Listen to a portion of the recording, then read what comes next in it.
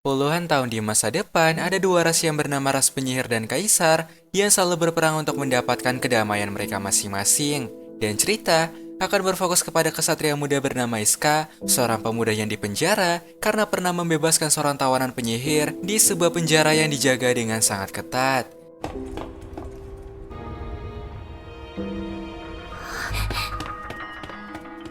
Tapi pada suatu ketika, Iska kembali dipanggil oleh para petinggi kekaisaran untuk menebus semua kesalahan yang dia perbuat. Namun bukan untuk dihukum, Iska rupanya akan diberikan sebuah misi yang cukup berat, di mana dia harus menghabisi seorang penyihir terkuat yang dijuluki sebagai seorang spirit es penghancur. Karena pada masa depan yang akan datang, dia akan menjadi penerus dari semua penyihir. Dan jika Iska berhasil melakukan misi tersebut, maka Iska akan dilepaskan dari semua hukumannya. Lalu, pada hari pertama keluar dari penjara, Iska pun langsung disambut oleh rekan lamanya yang bernama Jin dan Nina, dan juga seorang ketua yang bernama Miss Miss. Lalu setelah semua pasukan udah berkumpul, Miss Miss pun segera mengajak mereka ke hutan untuk menjalankan misi pertama mereka di hari itu.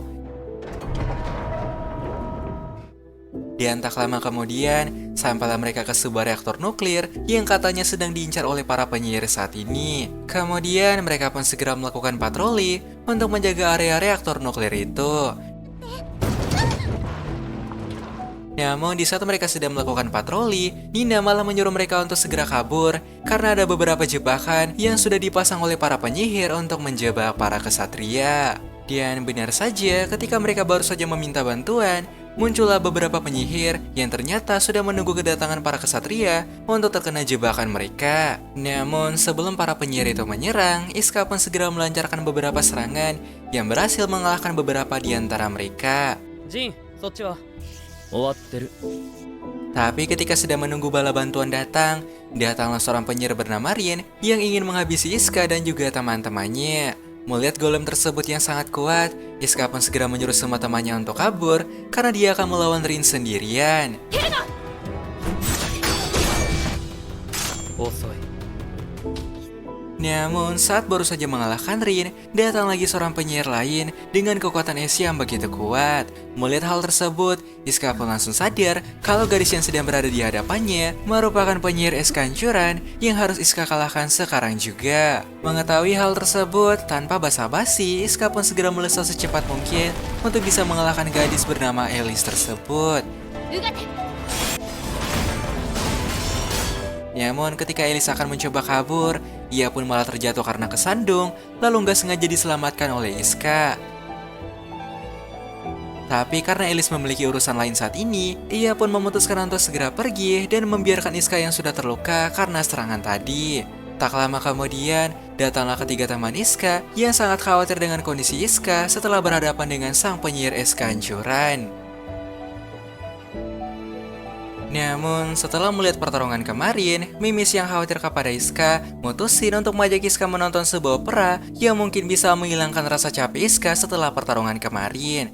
Dan karena nggak bisa menolak tiket pemberian Mimis tersebut, Iska pun akhirnya mutusin untuk berangkat di kota netral supaya tiket opera yang Mimis beli nggak sia-sia. Tapi ketika sedang menonton opera tersebut, Iska pun gak sengaja mendengar suara gadis yang nangis karena menonton opera tersebut yang begitu sedih. Tapi di saat Iska akan memberikan sapu tangan kepada gadis itu, Iska pun langsung menjadi sangat syok dan terkejut karena gadis yang sedari tadi di hadapannya adalah musuh yang harus Iska habisi, yaitu Alice. Namun karena mereka sedang berada di kota netral, maka Iska dan Alice pun gak bisa saling bertarung karena itu akan menimbulkan banyak korban jiwa dari orang-orang yang gak bersalah.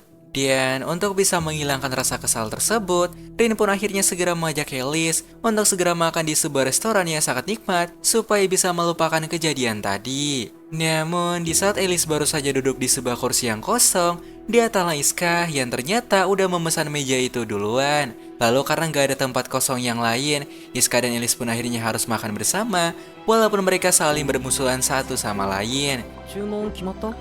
毎日でもアリス様 Tapi saat kembali ke rumah, Alice pun mulai merasa ada sesuatu yang aneh, seakan Iska selalu menghantui pikirannya.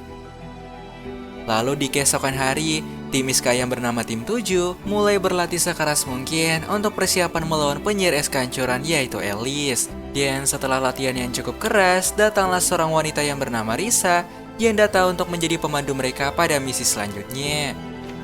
ビブランサリルの展覧会。 Sementara di lain sisi, karena liburan kemarin udah diganggu oleh kehadiran Iska, Alice yang kesal pun berkata kalau dia ingin kembali berlibur pada esok hari untuk bisa melupakan pertemuannya dengan Iska kemarin. Tapi pada keesokan harinya, Alice pun malah kembali bertemu dengan Iska yang juga sedang ingin berlibur di sana. Merasa kesal dengan hal tersebut, Alice yang kesal pun segera pergi meninggalkan Iska, namun tanpa ia sadari kalau dia sudah tersesat karena salah melewati sebuah jalan yang sempit. Dan karena merasa kasihan kepada Alice yang selalu tersesat, Iska pun akhirnya segera mengajak Alice supaya Alice nggak tersesat lagi. まあよ。これ見たかったの。 Dan sebagai rasa terima kasihnya, Alice pun segera memberikan sebuah minuman kepada Iska karena Iska udah menemani Alice untuk liburan di hari itu. Beberapa hari kemudian, Iska pun diberikan pujian oleh para atasan karena dia berhasil bertahan dari serangan Alice. Tapi pada satu sisi, Iska juga mulai semakin memikirkan Alice yang akhir-akhir ini sering bertemu dengannya. Sementara di lain sisi, Rin dan Alice pun menjadi sangat terkejut saat membaca sebuah berita tentang Iska, di mana pada beberapa tahun yang lalu, Iska pernah membebaskan seorang penyihir tanpa alasan yang jelas. Dan karena merasa penasaran dengan hal tersebut, Alice pun mengatakan kepada Rin kalau dia harus kembali bertemu dengan Iska lagi untuk menanyakan alasan Iska melakukan hal tersebut. Kembali pada Iska, di mana setelah mendapatkan pesan dari Alice, Iska pun segera menuju kota netral untuk kembali bertemu dengan Alice. Dan ketika sampai di sana, Alice pun segera mengajak Iska ke puncak kota dan bertanya tentang alasan Iska melepaskan seorang penyihir beberapa tahun yang lalu. Tapi Iska pun langsung menjawabnya kalau dia nggak punya alasan yang pasti untuk melakukan hal itu. Namun di saat Iska melihat wajah dari gadis itu yang masih muda, ngebuat Iska pun mutusin untuk melepaskannya karena merasa begitu kasihan. Lalu Iska juga menambahkan kalau selama ini dia sebenarnya sedikit membenci perbuatan yang dilakukan oleh para kekaisaran yang sering menangkap para penyihir tanpa pandang bulu dan juga umur. Karena ternyata tujuan Iska bertempur selama ini ya untuk bisa mencapai kedamaian dan ngebuat kesatria dan juga para penyihir gak bertempur lagi. Dan ternyata sedari awal Iska nggak sepenuhnya ingin menghabisi Alice, namun Iska hanya ingin menyandra Alice supaya bisa dijadikan sebagai bahan negosiasi dengan ibu Alice. Karena dengan negosiasi, kemungkinan besar Iska bisa menghentikan peperangan yang selama ini terjadi. Namun ketika mendengar rencana Iska tersebut, Alice pun langsung membantahnya dan berkata kalau ibunya merupakan orang yang sangat keras kepala dan gak akan mungkin mau untuk berdamai dengan para kekaisaran. Tapi ketika mereka sedang ngebahas hal tersebut, secara tiba-tiba ada seorang penyihir kuno yang keluar dari sebuah retakan besar yang terjadi. Melihat wujud dari penyihir kuno tersebut, Alice pun lantas menjelaskan kalau gadis itu merupakan penyihir pertama yang ada sekaligus merupakan leluhur Alice. Tapi sewaktu melihat Alice yang sedang bersama dengan kesatria pedang, penyihir itu pun langsung menyerang dengan sekuat mungkin karena mengira jika Alice mungkin sedang berkhianat kepada para penyihir dengan cara bersekongkol dengan seorang kesatria pedang.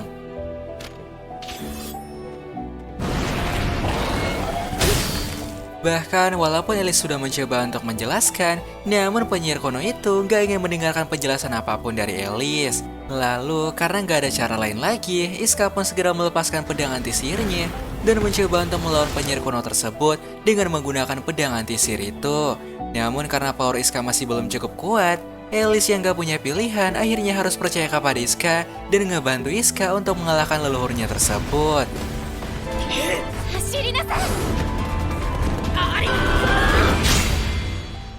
Dan akhirnya, dengan menggunakan serangan kombinasi di antara mereka, Iska pun bisa berhasil mengalahkannya dan bahkan kembali menyegel penyihir itu ke dalam dimensi yang berbeda. Dan setelah pertempuran besar tersebut, seorang atasan Iska pun mengatakan kalau mereka harus datang ke sebuah rumah kasino untuk menghilangkan rasa capek akibat pertarungan kemarin. Dan ketika sampai di sana, mereka pun memutuskan untuk segera bermain sebuah mesin judi. Siapa tahu bisa menang dan membeli tank baru untuk tim mereka. Tapi di saat yang sama, Alice juga nampaknya sedang datang ke kasino tersebut untuk menghabiskan waktu di sana. Dan saat melihat sebuah mesin judi yang kosong, Alice pun langsung mencobanya. Namun baru saja memakai satu koin, Alice tiba-tiba mendapatkan sebuah jackpot yang langsung ngebuat semua orang berkumpul untuk melihat hal itu. Tapi karena Alice udah kaya, ia pun segera memberikan uang itu kepada Mimis yang juga sedang melihat kemenangan Alice itu. Setelah mendapatkan uang tersebut, Mimis pun segera melapor kepada teman-temannya kalau ada seorang gadis cantik yang memberinya beberapa uang tersebut. Sementara di lain tempat, Risa pun lagi mendapatkan misi dari atasannya, yaitu Risa harus mengirimkan tim 7 ke sebuah ledakan vortex di sebuah lembah yang sangat jauh. Dan setelah mendapatkan perintah tersebut, Risa pun kembali bertemu dengan tim 7 untuk mengatakan misi itu kepada mereka. Di mana pada misi tersebut, mereka pun akan mengamankan area ledakan vortex dari para penyihir. Tapi pada saat yang sama, rupanya Alice juga udah mulai menyiapkan sebuah rencana untuk merebut energi sihir dari pusat ledakan vortex itu. Namun ketika Alice sedang mengatur sebuah rencana, datanglah seorang pria bertopeng dari kerabat Alice yang berkata kalau dia akan ngebantu Alice untuk mengamankan area vortex tersebut. Dan walaupun awalnya Alice setuju, namun Alice juga merasa curiga dengan tujuan sebenarnya dari pria bertopeng itu. Sementara di lain sisi, ketika sedang berkumpul dengan timnya, datanglah seorang wanita bernama Sharon yang rupanya merupakan teman sejawat dari Mimis. Lalu tak lama kemudian, semua pasukan pun disuruh untuk berbaris dan berkumpul karena seorang atasan ingin menjelaskan rencana kepada mereka. Dan tak lama kemudian, pria berkostum ninja itu pun langsung mengatakan kalau saat pertarungan terjadi nanti, maka mereka harus bertarung sekuat mungkin dan gak boleh sampai menjadi beban yang akan menghalangi tujuan dari misi tersebut. ボルテックスってのは超巨大な戦 Lalu pada keesokan harinya, Iska dan juga semua teman-temannya akan segera berangkat menuju area ledakan vortex untuk mengamankan energi sihir di sana dari para penyihir yang juga mengincarnya. Tapi ketika baru saja ingin pergi, datanglah Sharon dan juga para bawahannya yang tiba-tiba saja ingin menahan tim 7. Dan secara tiba-tiba, Sharon pun melepaskan sebuah stiker pada lehernya dan memperlihatkan sebuah lambang penyihir kepada Mimis. Jadi ternyata selama ini, Sharon merupakan mata-mata dari para penyihir yang sudah memantau setiap rencana mereka sedari awal. Tapi ketika pertarungan akan terjadi, datanglah sang assassin yang segera mengalahkan semua bawahan Sharon itu. Tapi sial, dengan menyandra Mimis, Sharon pun berhasil kabur dan pergi meninggalkan mereka yang gak bisa menyerangnya. Namun, di saat Sharon akan membawa Mimis ke hadapan Alice, Alice pun langsung menjadi sangat bersemangat karena itu artinya Iska juga pasti sedang berada di lembah tersebut. Kemudian Alice pun segera mencari Iska ya agar mereka bisa berbincang lagi bersama. Tapi di lain sisi, setelah mengatur sebuah rencana, Iska pun segera OTW ke tempat ledakan vortex untuk menyelamatkan Mimis dari para ahli sihir itu. Tapi sewaktu Iska akan menghabisi Sharon dan menyelamatkan Mimis, datanglah seorang gadis bertopeng yang berhasil ngebuat serangan Iska menjadi terhenti. Dan bukan hanya itu, bahkan gadis tersebut mampu menyerap sebuah ledakan bom yang dikirim oleh kekaisaran untuk menghabisi para penyihir di sana. Melihat kemampuannya yang di luar nikah, Iska pun segera menyuruh Mimis untuk kabur karena gadis itu sudah pasti adalah penyihir tingkat tinggi yang setara dengan Alice. Dan benar saja, dengan menggunakan sihir dorinya, gadis itu pun mampu ngebuat Iska menjadi cukup kesulitan untuk melawannya.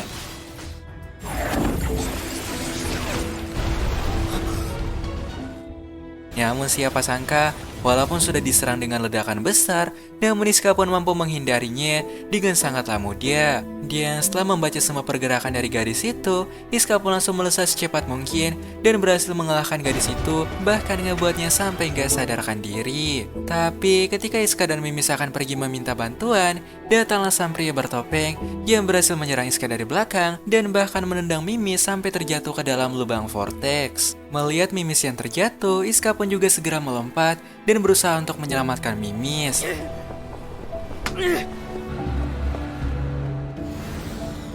Namun di saat mereka akan jatuh semakin dalam, datanglah Alice lalu segera menyelamatkan mereka menggunakan elemen sihirnya. 約束よ。 Sekembalinya di markas, Mimis pun langsung meminta maaf kepada semua teman-temannya karena sudah menyusahkan mereka dan merasa udah menjadi beban kepada mereka.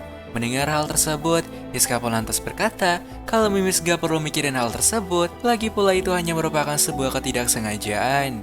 Dan tak lama kemudian, Risa pun kembali datang untuk menginfokan misi selanjutnya, di mana pada misi yang akan datang, Iska dan juga semua teman-temannya akan menyamar sebagai seorang penyihir lalu menyusup ke dalam gedung para penyihir. Namun setelah pertarungan kemarin, Mimis pun mulai merasa aneh pada bagian bahunya. 隊長 Tapi saat Nina sedang mengeceknya, mereka semua pun langsung menjadi sangat shock ketika melihat sebuah lambang sihir yang ada pada lengan Mimis. Tapi di saat Mimis akan merasa takut, Jin pun langsung menenangkan mereka dan berkata kalau hal itu mungkin berkaitan dengan kejadian vortex tadi, di mana ketika Mimis terjatuh ke dalam lubang vortex, mungkin sebuah energi vortex nggak sengaja merasuki tubuh Mimis. Namun, karena aturan di kekaisaran sangatlah ketat, Iska yang kasihan kepada Mimis pun mutusin untuk segera mengajak Mimis ke kota netral agar tanda tersebut gak ketahuan oleh para atasan mereka. Karena jika sampai ketahuan, mungkin Mimis akan segera dieksekusi karena dikira sebagai seorang penyusup. Tapi walaupun sudah ngebuat Mimis sedikit tenang, namun Jin pun mulai pusing karena harus memikirkan sebuah cara untuk bisa merahasiakan tanda Mimis tersebut.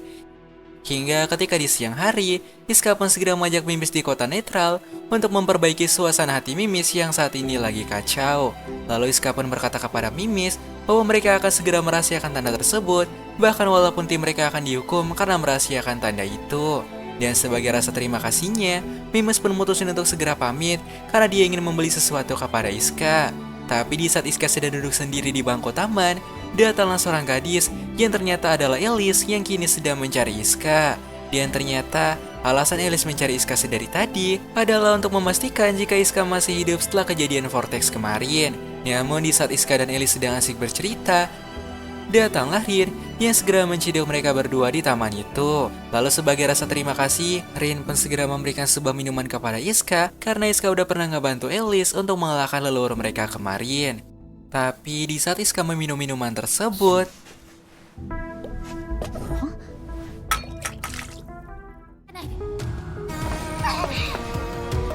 これリン行きましょう setelah mengetahui jika Iska udah diculik, Risa pun segera memberikan sesuatu kepada mereka, yaitu sebuah alat tato yang akan ngebantu mereka untuk menyamar sebagai seorang penyihir agar bisa menyusup ke kerajaan para penyihir dan menyelamatkan Iska. Saat melihat kesempatan itu, Jin pun langsung menyuruh Mimis untuk membuka lengannya karena dia akan berpura-pura memasang tato supaya ngebuat Risa mengira jika tanda pada lengan Mimis hanyalah sebuah tato palsu dari alat tersebut. Sementara di lain sisi, Elis pun lantas bertanya kepada Rin bahwa kenapa Rin sampai ngebuat Iska pingsan. Namun bukannya menjawab, Rin pun hanya terdiam membisu dan gak ingin menjawab pertanyaan tersebut. Tapi pada saat yang sama, Mimis dan juga semua teman-temannya sudah bersiap untuk menjalankan misi, yaitu misi penyelamatan Iska. 気を抜くんじゃねえぞ Hingga sesampainya di sebuah hotel, Elis pun segera menyuruh Rin untuk tidur di kamar lainnya karena Elis ingin berduaan dan berbincang dengan Iska. Tapi sebelum melakukan hal itu, Elis pun memutuskan untuk segera mandi terlebih dahulu dan menyuruh Rin untuk segera menjaga Iska. Tapi setelah melihat Elis yang pergi, Rin pun langsung mengambil sebuah pisau dan mencoba untuk menghabisi Iska sekarang juga. Karena ternyata alasan Rin menculik Iska saat ini, ya karena Rin merasa jika Iska merupakan sebuah ancaman bagi Elis suatu hari nanti. Tapi di saat Rin akan menghabisi Iska, datanglah Elis yang segera menghentikan hal 美 tersebut. 味しそうね私も混ぜてみ Namun di lain tempat, bukannya mencari Iska di hotel, Mimis dan juga teman-temannya malah mencari Iska di sebuah penjara sihir yang mereka kira sebagai tempat untuk menahan Iska. Lalu saat melihat sebuah lambang sihir pada tubuh Elis, Iska pun langsung menjadi sangat terkejut ketika melihat lambang sihir yang sebesar itu. Tapi ketika Mimis sedang berusaha untuk mencari Iska di penjara itu, Risa malah ngelakuin sesuatu yang gila, di mana Risa malah melepaskan seorang tahanan terkuat di penjara sihir itu. 上越の10年前先代の女王と戦ったあなた Tapi di malam itu, Iska pun mulai merasa nggak enak, seakan ada sesuatu yang akan terjadi. Melihat Iska yang sedang memandangi sebuah bangunan besar, Elis pun lantas menjelaskan kalau bangunan itu merupakan sebuah penjara yang bertugas untuk mengurung puluhan tahanan dan juga seorang tahanan paling kuat bernama Slinger. Di mana Slinger sudah berkhianat kepada kerajaan sihir, bahkan udah melakukan banyak hal kejam. Namun tak lama kemudian, Rin pun malah mendapatkan sebuah kabar dari penjara itu yang mengatakan jika ada beberapa orang yang sedang mencoba masuk ke dalam penjara tersebut. Kembali pada Mimis dan teman-temannya, di mana ketika ingin mencari Iska, terjadi sebuah ledakan super besar yang berasal dari bagian dalam penjara itu. Melihat ledakan yang terjadi dengan sangat besar, Elis pun gak tinggal diam karena dia harus segera membantu para penyihir untuk mengatasi hal tersebut. Lalu untuk bisa masuk semakin dalam, Mimis pun memutuskan untuk memancing para penjaga agar Jin bisa lebih cepat mencari Iska.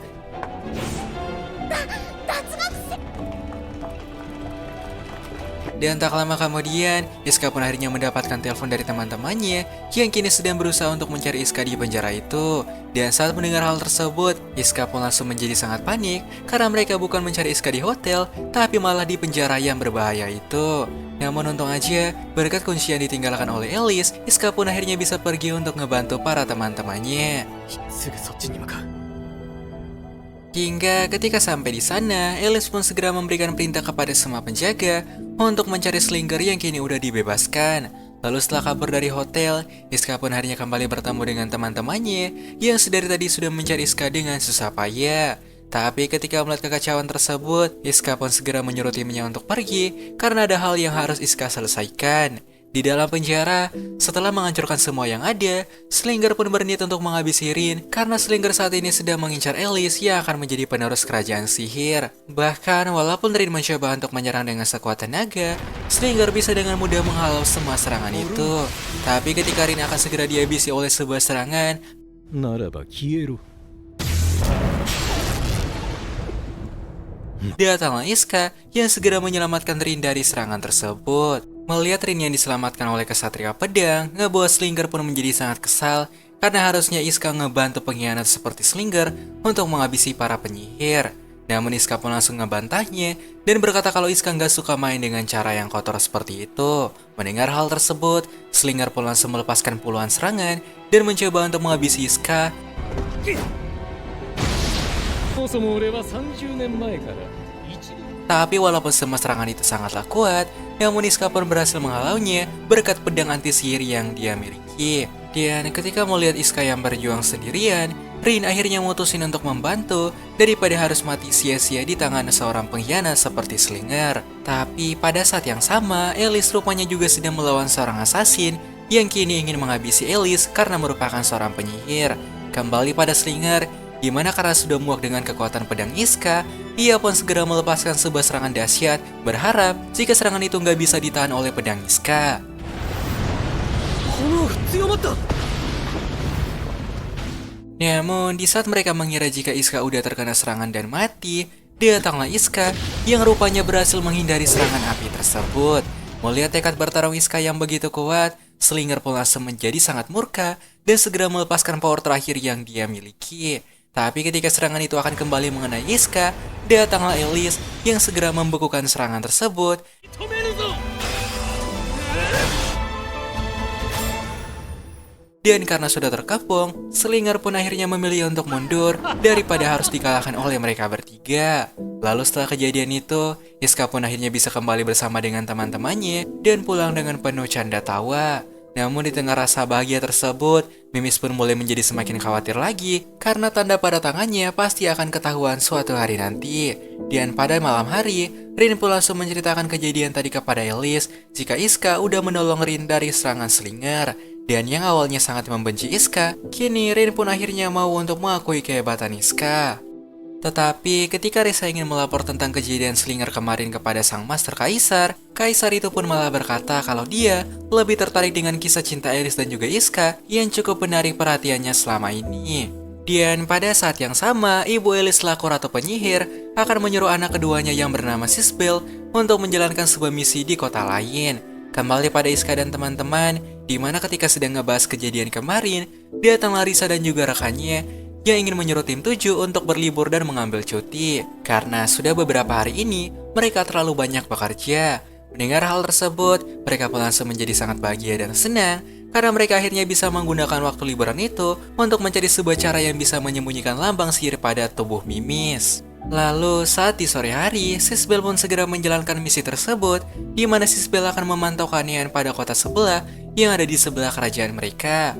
Tapi ketika melihat Sisbel yang pergi, sang pria bertopeng pun segera melapor kepada seorang wanita bernama Ella jika Sisbel sedang pergi meninggalkan kerajaan sihir. Hingga pada keesokan harinya, semua anggota tim 7 segera menghabiskan masa liburan mereka di sebuah kota yang katanya punya pantai terbaik. Dan saat merasakan hangatnya pantai tersebut, Nina yang udah gak sabar segera mengajak mereka semua untuk berenang di pantai itu.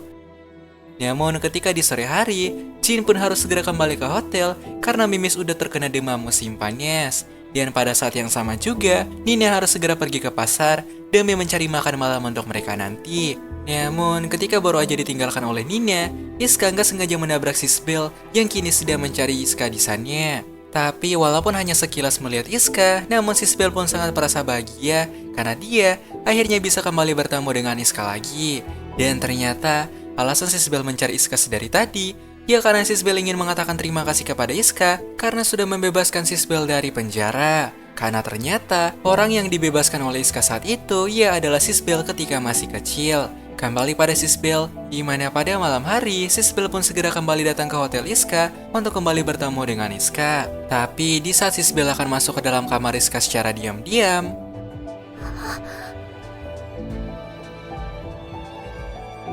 dan setelah kembali bertemu dengan Iska, Sisbel pun segera mengucap terima kasih karena Iska udah pernah menyelamatkan Sisbel beberapa tahun lalu. Tapi pada pertemuan kali ini, Sisbel pun memutusin untuk menjaga rahasia dan tidak mengatakan profil aslinya yang merupakan seorang putri. Lalu karena udah berterima kasih kepada Iska, Sisbel pun memutusin untuk segera pergi, namun tanpa dia sadari kalau dia sudah melupakan sebuah gelang di kamar Iska. Lalu pada keesokan hari, Iska dan juga semua temannya mutusin untuk ngebuat pesta barbeque agar liburan terasa semakin mantap.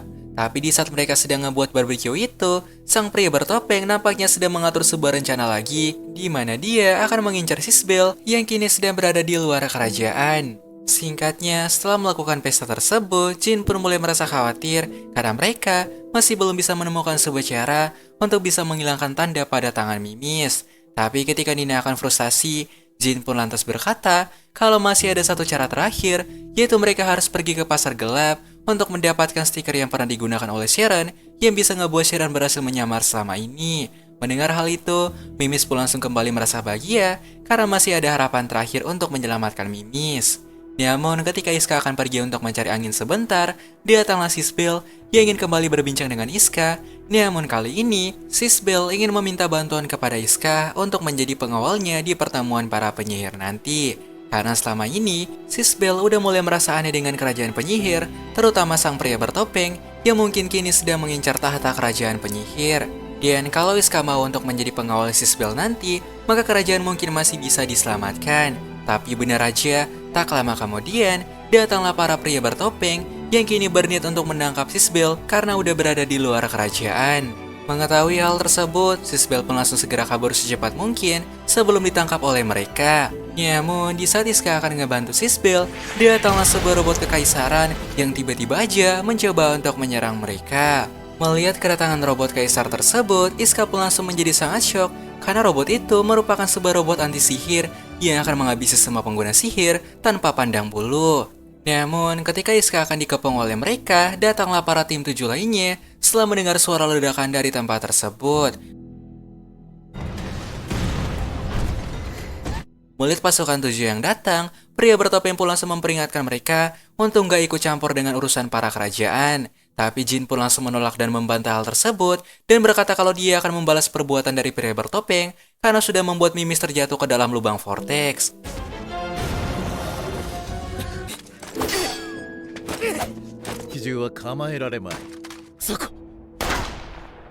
Tapi sewaktu Jin akan menembak pria bertopeng itu menggunakan senjatanya, pria itu pun berhasil kabur dan bahkan masih sempat memberikan perlawanan kepada mereka. Sementara di lain sisi, karena robot kaisar adalah prototipe yang sangat kuat,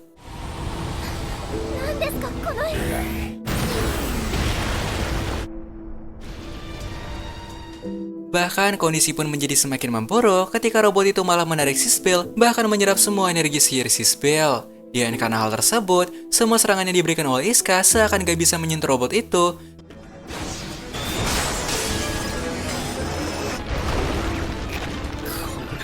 Tapi untung aja, ketika Iska akan mulai kewalahan melawannya, datanglah Alice yang rupanya udah mencari Iska sedari tadi. Dan untuk bisa menyelamatkan adiknya, Alice pun segera menyatukan kekuatannya dengan Iska dan mencoba untuk menghentikan makhluk tersebut. Tapi walaupun sudah menggabungkan serangan mereka, namun robot itu masih bisa bertahan dan bahkan belum mengalami kerusakan apapun. Dan karena nggak bisa dikalahkan dengan serangan fisik, Alice pun segera mengajak Iska untuk menyerap semua sihir Alice untuk dilepaskan lewat ujung pedang Iska.